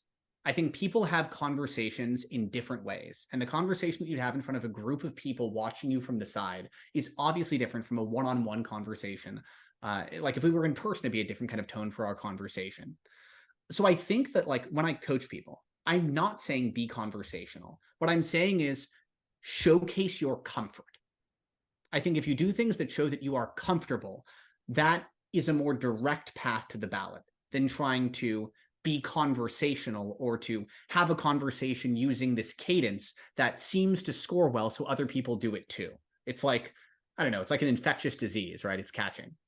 Yeah, it's just shocking how many competitors from good programs who are doing well and winning awards are doing the voice. But I think there's a cap to how well you can do if you're doing that. And that's why the teams that are in the finals, and doing well at combat and things like that are just not doing that.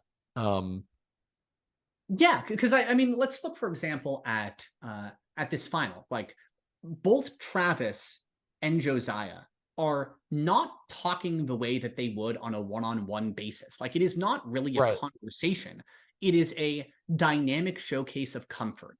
Travis is all over the place with like setting the scene and doing like fun, big things. And he does this like storyteller voice that's super cool sometimes and draws you in. And Josiah is like pure prosecution. And that includes him doing the like up cadence at the end of certain sentences because it's easier to hear him that way than if he went down. But I would say it's a showcase of confidence and comfort, not being conversational. I think that notion is indirect for a lot of attorneys, not sure how to interpret it. Yeah, and conversational is boring sometimes, right? Like it's comfort and it's confidence. It's conveying confidence in a way that is dynamic and engaging and fun to listen to. That's true for mock trial. That's true for real trial. That's if you go watch the best trial lawyers in the Court of Common Pleas in Philadelphia, they give their closing argument a lot differently than they talk to me at the office, right? So I agree. I think that's a misnomer to some degree.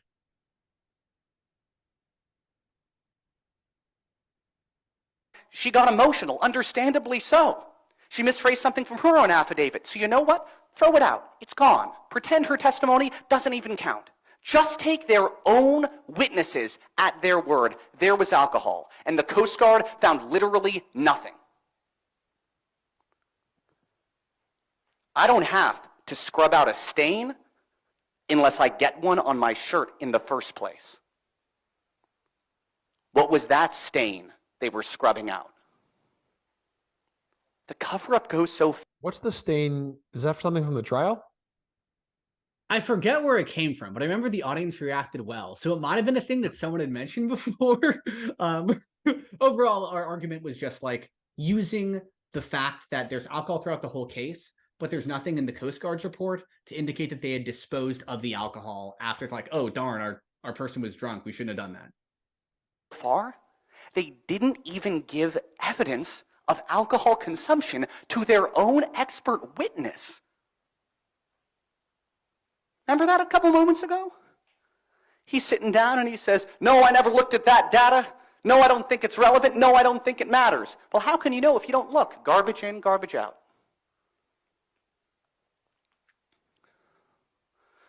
Folks, nothing that we do, nothing that I say can bring back Lee Allen's life. Nothing that I do or say can even bring back Lee Allen's body. Not a shred of his remains can be given to his widow.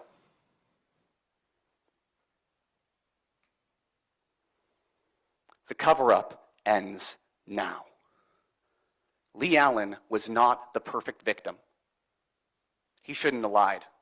We know he shouldn't have lied. That wasn't the right choice.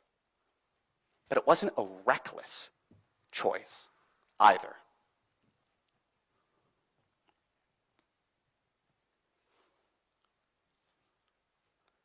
With your verdict, let them know that enough is enough, because this defendant was too drunk to dive. Find them liable. Really fun seeing, you being at sort of the mountaintop in 2014 and then watching you, a decade later as an adult, but, improving. And you would think that most people who watch your 2014 closing would probably say, I can't imagine a closing argument better than that. But you can always add more tools to the toolbox, right? And it's a really different closing, obviously, and it showcases other skills that you have. I appreciate that. I think that one of the reasons that I wanted to show it too, and a lot of this is the Drexel undergrads, you put on your alumni tournament recently. I think that a lot of people, once they're out of the game, is like, well, let me stop playing this game or start playing a different one. And I've been very privileged by the line of work that I'm in and the people that I know to be able to keep kind of refining what I do, which is at its core, bringing people together and communicating and trying to make stuff sound cool. And it's my discipline. I feel like I would let myself down if I didn't keep trying to do something better and experimenting. And so I'm happy for tournaments like the Drexel one that the undergrads put on to give people those opportunities to showcase like what they've learned. And one of the things that UCLA does because of Smiley's great organization and getting coaches together is we'll do coach rounds against the teams, A team, B team, even some fall teams, where it's like, I'll practice a closing in there or I'll do a witness just to kind of mess with my team and see what happens. And any coach who has the mindset of like, I don't know if I want to demo a thing fully, I don't want to get upstaged by my own kids. It's like, nah, like iron sharpens iron. Like if your kids are awesome, that should make you want to be better. And that's very much given the amount of talent at UCLA. It's like, I want to be at least as good as the people that I'm still coaching. You ever think about law school? I thought about it. And it does not make any sense for me at all. But I thought about it. So what percentage chance would you put it at that you attend law school at some point in your life? 5%. And the reason it's 5% only is because I'm obsessive about a lot of stuff, but also obsessive about degrees. I got my master's and my doctorate. I'm going back for my MBA in January. And so I can see a world in which I have kids are out of the house. It's like, all right, I'm going to get this JD now. Like, I guess that's the 5%. But as far as in the next like 5-10 years, 0%. So you're competing at like Top Gun 2050 or something like that, you mean? Hell yeah. Here I go to 2050. I'm like, I remember my voice wouldn't be that old. But like, can you imagine? That'd be ridiculous. There have been students in their 40s and 50s at Top Gun. It has happened. My year, Chicago Kent's competitor was an older gentleman had to be at least in his 40s minimum.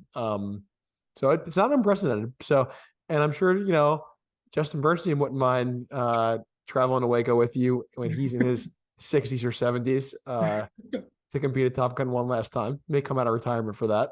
So you're saying there's a chance? Yeah, I guess. Well, I have a lot of respect, of course, for any non-traditional student who goes down different paths. And I cherish education. I think it's so important. My dad inspires me. He's always taking classes, whether or not they're relevant to his career. And that's a deeply held value of mine. But like, if I have the choice of doing that or being like, in the words of Mitt Romney recently, like there's a new generation, like they should probably take that. I think it's probably more meaningful to the 24, 25-year-old to get that slot versus someone who's already been around and seen it all. Maybe I could coach at Top Gun then. Maybe that'd be more appropriate. So I got credit on Mock Trial Confessions from someone for the Drexel undergrad alum tournament. I had nothing to do with that. I have no affiliation with the undergraduate program other than occasionally popping into a practice if they want my help, which is very rare. Did you compete at the alum tournament? In round 4, I did the buy bust. So I saw someone posted something about that. I just assumed it was a lie. So tell me about that. So Kate Hayner-Slattery, who is one of the two head coaches alongside Aria Alton of the, and previously last year, Brendan Hayner-Slattery, who's now moved out, of the University of Wisconsin-Madison team. She said that she was bringing together a team of great people to do it. Kate, Brendan, Chance Stirrup from University of South Carolina, Ria Lacaraju, maybe forgetting some others. But anyway, like they put it out. And I was like, I'm going to do this China thing. It was like around the same time. Like I kind of don't want to do both. But then when I came back, they were like, hey, there is a slot on the buy bust team. I was like, could I go in and buy bust and do a full D case without having read this case? And I did that. And I've still not read the case. I think I understand it now. It's the like push the kid off the cliff thing. Oh, I know vaguely about that case just from attending a Drexel practice once.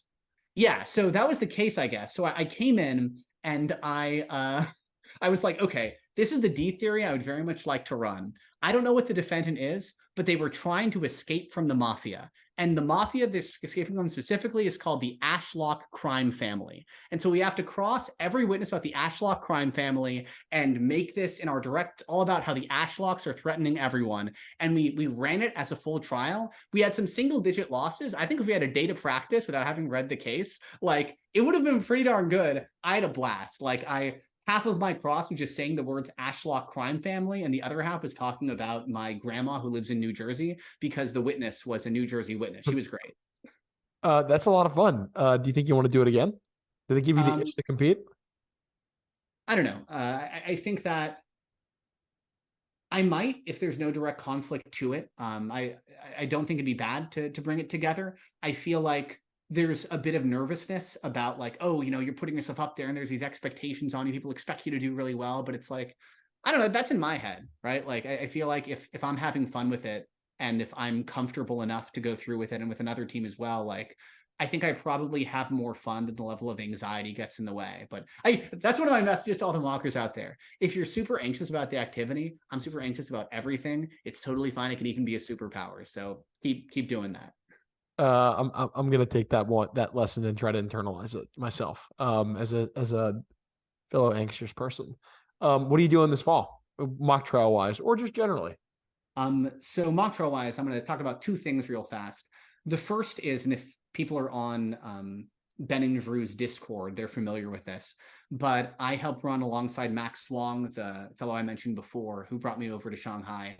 International mock trial. It is for 8th to 12th graders. It is fully free. It's online. It's powered by volunteer judges, many of whom are from AMTA programs. There's a huge list on the website, internationalmocktrial.com, but obviously like UCLA, some University of Virginia competitors, MIT, like there's just a lot of folks involved, Northwestern, U Chicago. So if you want to be involved with that, maybe if you have a team you want to send to it, we love that. I just think high school mock trial is way too expensive. And so we do this totally free. Anybody can show up if they just provide a judge, and then we're set. That's one big thing.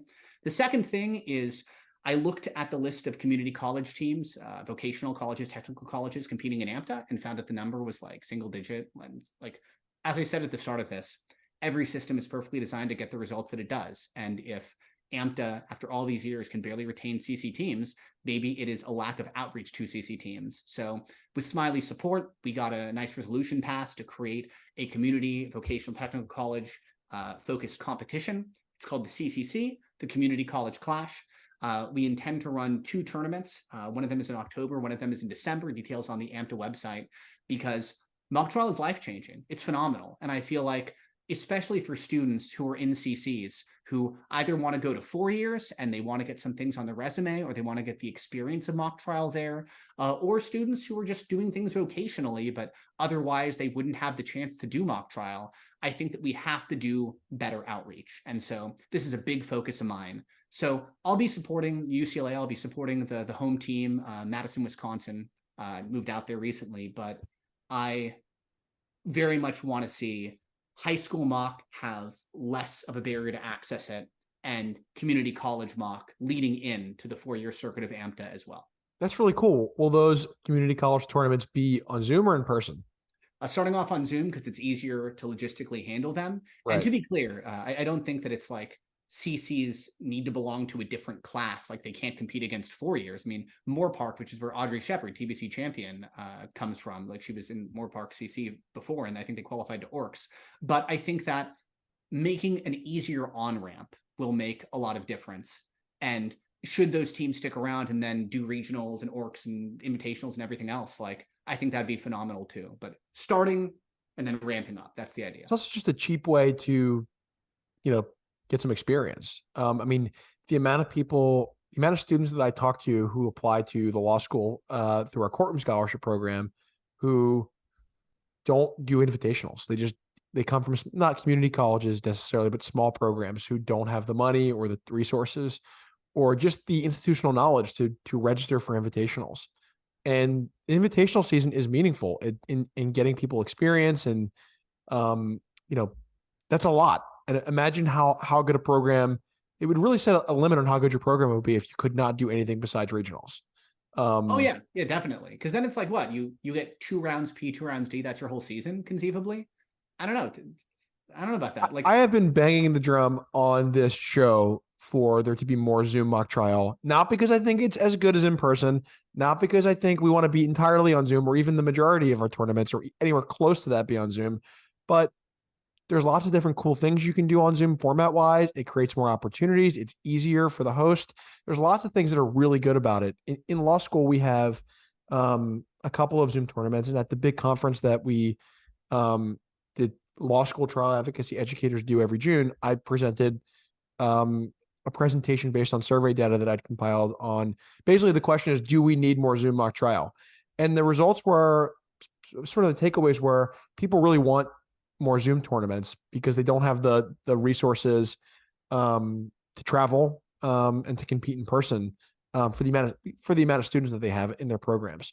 And so my guess is the same is true at the college level, maybe even more for the same reasons you're saying with the community colleges.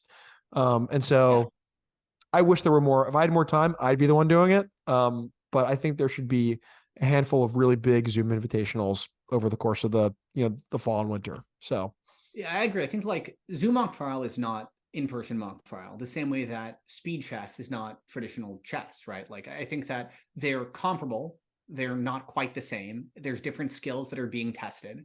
But I think the skills of Zoom mock trial are still quite valuable in an age where a lot of stuff is digitized. Like presenting super well in front of a camera makes a huge amount of difference.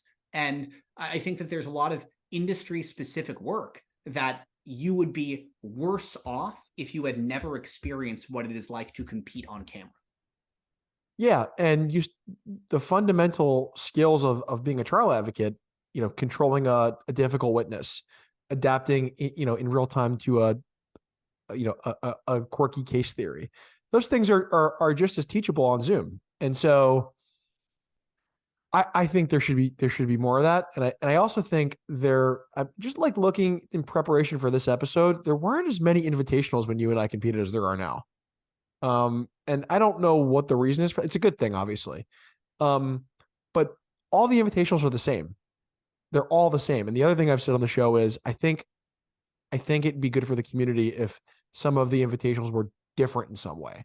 Like there was just something different about them. Here's the big thing. Like, I think one of the best invitationals at the law school level is Berkeley's flash trial competition. I've not physically attended it. We were just there a week or two ago. I coached it. It was a lot of fun. It's like the idea that you have 30 minutes or an hour to like just go through these facts, put something together real fast and handle it. What a cool skill. Like, what an awesome trial that people have to deal with. It's like on the fly theory. You're applying some of your greatest hits, but you have to be topical to whatever this case is.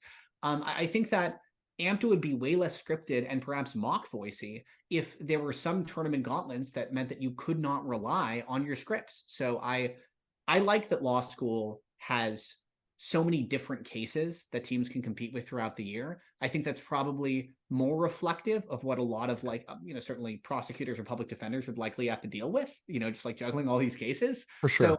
So I think that's cool. And I like the fact that law school does that. I'd love to see a high school and collegiate level flash trial thing too. Yeah, or just that would be awesome. But just something different. Just some tournament where maybe the witnesses are not your teammates. And so you've got to deal with, live witnesses on the stand who aren't necessarily scripted. Or maybe have a tournament that has a playoff format similar to the downtown. The beach party format that I don't think exists anymore was such a cool format. You compete with your A and B team instead of just as a singular It is still team. there. It is still there. Beach Okay, party. I didn't know that. That is cool. I love that because it's different and it's fun and there's something it bonds programs, like it's really cool. And when you're on Zoom, there are more another cool tournament that exists in the law school space is something called the National Trial League. Do you know about that? Is that the like once a month or once a week or something you compete? So every 3 weeks, a new case comes out. Every 3 weeks, you compete, and it's basic. It's 2-on-2 for some rounds and 4-on-4 for other rounds. But basically, you compete with a new case every couple of weeks, and it's like a sports league. And Cool. you can only do that on Zoom, obviously, because you can't travel, all across the country for the whole semester. That'd be so cool if something like that existed in the college space. I don't know how it would work, but just something different, because all the invitationals are by design the same. I think it'd be fun if there was something different by way of format and educational, obviously too. So yeah, I think the issue is with AMTA, it seems like a lot of the people who are the most productive on AMTA are kind of like already doing everything. And so a lot of this requires people to step up. It requires alumni to come back and to help and to make these proposals and to not to discourage if it takes a little bit to we have to make this happen. Let's have the difficult conversation, let's deal with the counter arguments and say, we will make this happen. And it's not going to add to the tremendous weight that a lot of the AMTA board is already feeling. So I would hope that if alumni hear this and they say, this is a cool idea, then take it to like an AMTA rep, someone on the board or whatever, right? Just say, this is the idea. Here's the plan. Here's the proposal. Here's how it's going to work. Will you give me a pilot year to try this out? And I think that by and large, if the proposal makes sense, if it's sound, you're likely to at least get consideration, if not a flat out yes, and then go from there. And if you don't get it from AMTA, just do like an invitational circuit, like make it happen, do your own thing. right.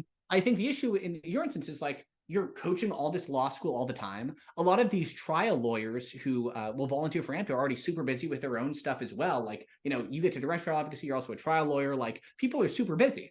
It reminds me of the issues with high school speech and debate, where a lot of the coaches are full-time like English teachers. And so when do they have the time to add on this additional stuff? So I guess what I'm saying is for the AMTA alum who had that extra time, who want to see this happen, it's basically like gonna come from you. So make it happen. We were really nervous when we started combat, and I say we loosely. I was a 3L assisting Justin a little bit when he was still at my law school. It was his brainchild. But I remember talking to him and being really, we were really nervous that schools were not, because it was a new thing, right? It was a totally new, novel concept. And he'd be able to speak to this better than I could, but I don't know that we had a really good field the first year, but it wasn't like this.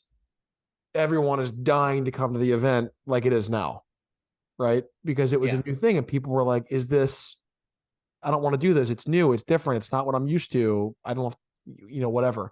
And I think you're right. I just think someone has to just do it. And there may be some growing pains, but eventually, just like Rookie Rumble, just like all the sort of things that we have now that are a little bit different, that are now just we can't imagine what it was like without Rookie Rumble, right? Or trial by combat. And so you and I could talk about this for hours, probably. I think we probably could. There's a lot of things that I think that we can do. I mean, I'm hugely big on stronger judge databases. I know you had the conversation briefly with Bennett, like, I don't know, a year ago or something, but I think that the idea that speech and debate has so thoroughly figured out what it is to prepare their judges and to keep their judges on a centralized database, and that mock trial just doesn't do that, and then always complains about issues with judge recruitment and retention. I think it's like, we have to put more effort as a community into how we handle judges. So like for anybody who is wondering what it would look like to digitize judges and judge training and everything, just go to tabroom.com from the National Speech Debate Association, look at judge paradigms. There is zero reason you could not do that also for mock trial. And I think that's what makes it easier, because one of the questions when you want to start something new is, where are we going to get the judges? How are we going to know that they're good judges? This is the way. Yeah. And when we, good example, Justin is doing started a new tournament called The Verdict at the law school, where it is a real trial with lay people on your jury, like real jurors who come to a verdict, and that is how the trial is scored. You get a verdict slip. It's like a real trial. Objections are heard at sidebar, motions, the jury's out of the room for pretrial, all that stuff. And it's a new thing, and so he kept the field small his first year, and it still is small. To sort of, how are we going to be able to recruit lay people? Is it going to work? Can we do it in a courthouse, etc.? Start small. You don't need to have 30 teams the first time you do it. And that helps with the judge recruitment. That helps with the logistics. I think you're right. I think we probably, as a community, at the high school, college, law school level, can do a better job with information gathering with respect to judges. But as I said, when I had the conversation with Bennett, I think part of the issue is hosting is tough, as I'm sure you know. And creating any additional burden on hosts with respect to judge recruitment, I would worry would create some sort of kind of a chilling effect that we wouldn't want.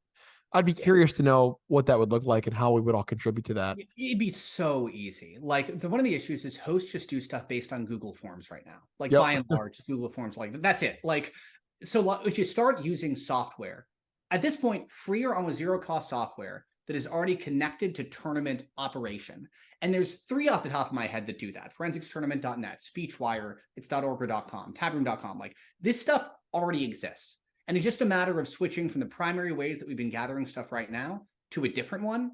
I can tell you from my experience running speech and debate and mock trial tournaments now for like well over a decade that people adjust really quickly as long as they understand what the system is supposed to look like. And then that's that. So I think that I agree that it's a chilling effect if these hosts are only doing their current thing, which is I have to gather the information, then do an additional input, then go from there. Like, yeah, that's more work. But if you just front load it, then that's it. And it's easy. Well, it'll be interesting to see how this, I think this is a hot button issue, and it'll be interesting to see how this evolves over the next couple of years. I think there's going to be a push towards something like what you're describing, certainly at the college level, I think. Yeah, and I'll be leading that charge strongly at high school, college. I'm not involved with law school, but if I was, law school as well, because it's just a parallel community figured this out really, really well. And one of the reasons that I think that it isn't adopted by AMTA and that other organizations largely is because people are already experiencing so much cognitive overload that when there's the idea of the change, they're like, oh no, this is more work. As opposed to seeing, oh, wait, this is actually less work. And this makes things easier in the future. So I'm very confident that as soon as this is piloted by some of the AMTA, maybe it happens at Ganthy or somewhere, I don't know, wherever, like as soon as this stuff is piloted, people are not going to want to turn back.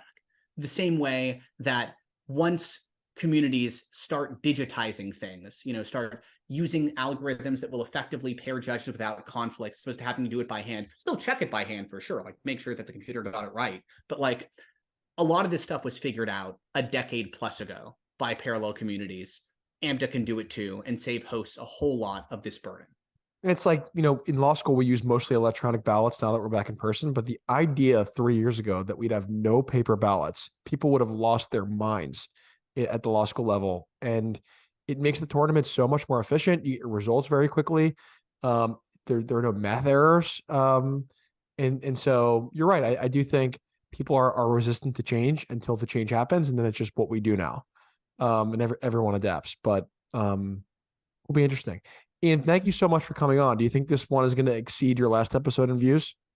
No. You know why? Because it doesn't have the Brandon Hughes bump. That's right. This is a 20% depression rate from whatever it was. And if miraculously it does exceed the views, just know that number would be 20% more if Brandon was there. That's exactly right. Iain, good luck with all the stuff you have coming up, and I'm hoping to have you back on the show very soon. All righty. See ya.